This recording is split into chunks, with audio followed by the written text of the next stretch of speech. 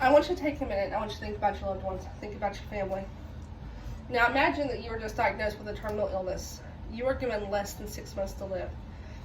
And in just a couple months, you're going to start watching your body deteriorate. You won't be able to do the same functions you do today. Your quality of life will lower substantially. They offer treatment, but the treatment is only to make you comfortable, and it's not a cure. And it's very expensive. There's no cure, and you really don't want to die like this.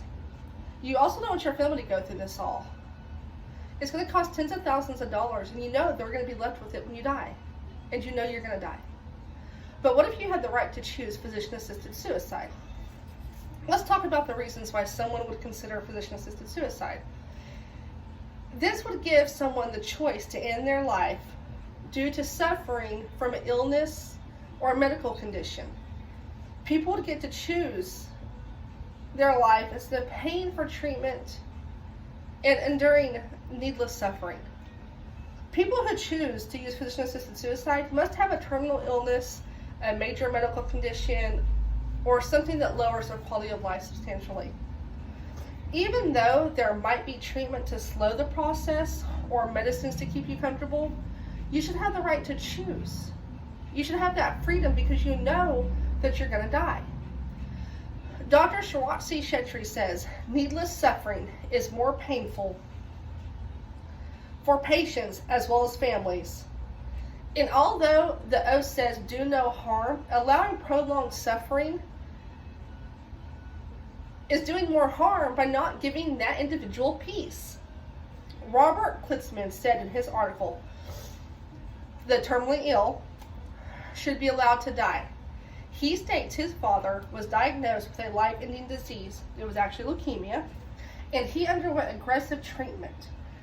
2 months later, he flew out to Switzerland, and he decided to end his own life by physician-assisted suicide. According to his article, people who are seeking to have physician-assisted suicide aren't giving up. They want to live, but they know they are facing death and want to avoid unnecessary suffering and die with dignity. In an article by Lone Star College, they talk about the debates of assisted suicide. Like the article says, some meds can't touch the pain that's associated with the disease you may have, and it can't touch the pain of a loved one as they watch someone suffer. Also, it mentions medicine comes with a high price. Not everyone can afford such medicines, nor do they have the insurance that could help cover the cost. The cost of maintaining a dying person is estimated between $2,000 and $10,000 a month, and that's just the prolonging method. It's not even a cure. Ronald Dworkin, author of Life's Dominion, says that many people want to save their relatives the expense of keeping them pointlessly alive. If terminal patients have the option of assisted suicide, they can ease their family's financial burdens as well as their own sufferings. So now I want you to think about what we have just talked about.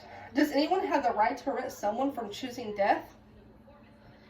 Do they have the right to keep you alive and suffering because they don't feel like it's morally acceptable to euthanize, for euthanization, or for physician-assisted suicide? Nobody should be forced to pay for thousands of dollars in medical bills or suffer for months because they don't want to pay and because they can't die. We shouldn't deny anyone the right to die in peace and on their own terms when it comes to certain situations. And I can honestly say that I've been there and I've done this, and it's not right. We should be able to choose. They should be able to choose if they want to end their lives, if they want to make it easier on a loved one.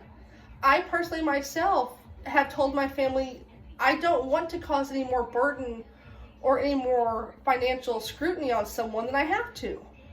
And neither do most people.